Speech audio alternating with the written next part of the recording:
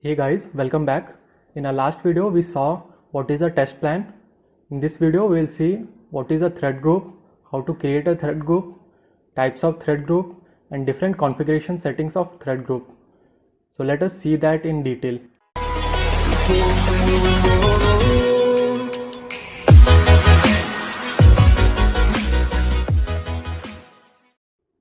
This is how a thread group elements looks in JMeter. Thread group elements are the beginning points of any test plan. All controllers and samplers must be under a thread group. The number of threads or users can be defined in a thread group. Thread group controls the creation and execution of thread in JMeter. To create a thread group, you will have to right click on test plan, click on add, click on threads, click on thread group, and the thread group will be created. By default, 3 thread groups are present in JMeter: standard thread group, step up thread group, and tear down thread group. A standard thread group allows us to configure number of threads, ramp up period and duration in linear manner. By using stepping thread group, you can configure, increase or decrease the user load by proportions, whereas tear down thread group is used to delete data used or unnecessary logs created during the load test. On the basis of the number of threads specified in the thread group, the thread group will simulate that many threads and virtual users will be created. These virtual users will hit the respective application servers independent of each other. This was a pictorial representation of working of a thread group. Now let us understand the configuration settings of thread group. In thread group, the first option is to provide a name. So suppose this thread group I was creating for a fund transfer scenario. So I will specify the name fund transfer over here.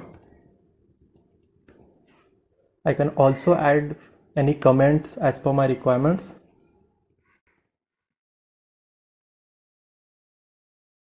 Below the comments, there are few radio buttons been provided which actually define the actions to be taken after a sampler error. The sampler is nothing but a request.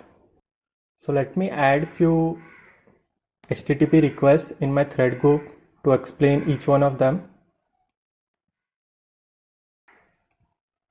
I will copy this HTTP request 3 times. This one is my first HTTP request. I will specify a URL over here. It is of demo site provided by BlazeMeter.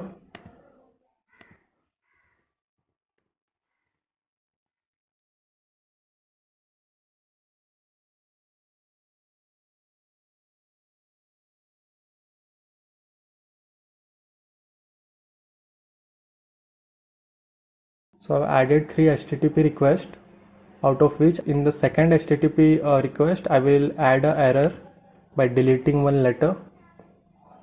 So now we have 3 HTTP requests, out of which the second HTTP request has some errors. I will also add one listener to capture the result. Now our first option is selected. Let us run the script and see what happens.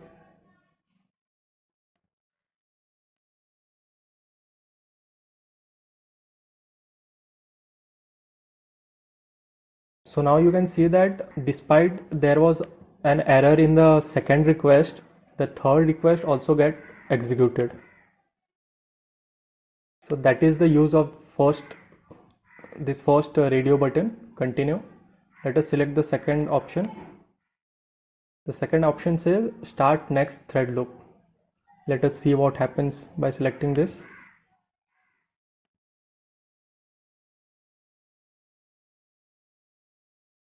So now you can see that once there was an error in the second request, anything below my second request, which is the third request, was not executed and it stopped. So this is the use of this second option, which means as soon as you get any error in your any of your request, anything below that will not be executed, anything above that will get executed The third option says stop thread. Let us select that and see what happens. So it basically stopped the thread as soon as it got the error. So the difference between start next thread loop and stop thread is that the start next thread loop will not stop the thread. It will basically start the new iteration of the same thread, whereas the stop thread loop will completely stop thread execution. The fourth option is stop test. Let us select that.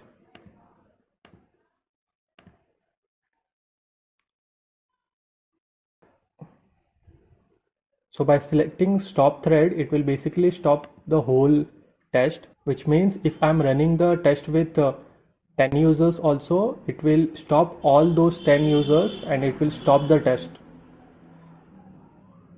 The last option is stop test now. It is similar to stop test, but the only difference in stop test now is that it will immediately stop your test. Apart from this radio buttons, we also have thread properties. So in thread properties, first option is of number of threads, wherein you can specify the number of users by which you want to run your script. Second option is of ramp up period. So you can specify the ramp up period in seconds over here. So if I have mentioned 5 users in the number of threads box and specified 10 seconds in ramp up period. So if you will divide your ramp up period by your number of threads, so in our case it is 10 divided by 5, which comes 2. So an interval of 2 seconds will be there between the creation of each of my users. So my first user will be created, after which it will wait for 2 seconds. After that my second user will be created, and so on. After 10 seconds all the 5 users will be created. In loop count, either you can keep the loop count to infinite, or you can also specify a particular number over here. Same user on each iteration, by default this checkbox is checked. When you check this checkbox, what happens is if there is any HTTP cookie being used in the first request, the same cookie will be used in the second and the third request as well. If it is unchecked, then the same cookies will not be used in the further request. Next option is delay thread creation until needed. By default, this checkbox is unticked, which means as soon as I click on this start button, all my 5 users will be created.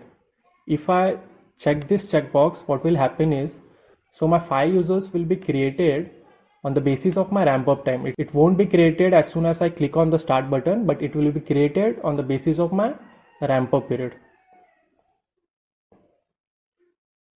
The last option is specify thread lifetime, in which I can specify the duration till which I want to run my script.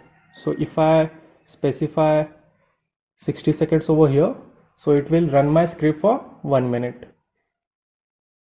Startup delay, this option is useful when I have more than one thread group in my test plan. So suppose I had 2 thread groups over here, and I want my second thread group to start the run after all the users of first thread group is created. So in that case, I will add the startup delay on the basis of the ramp up period I have provided in my first thread group. So due to which what will happen, after all the users of my first thread group are created, the execution of my second thread group will get start. So this was about thread group. In our next video, we'll see in detail about logic controllers. Thank you.